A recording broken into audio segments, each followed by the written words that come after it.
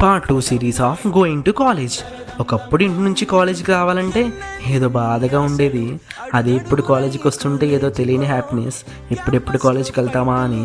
ఒకప్పుడు కాలేజ్ అంతా బాగున్నా కానీ మనకి నరకాలు అనిపించేది. అదే ఇప్పుడు అలా వస్తుంటే ఏదో స్వర్గంలోకి వస్తున్న ఫీల్.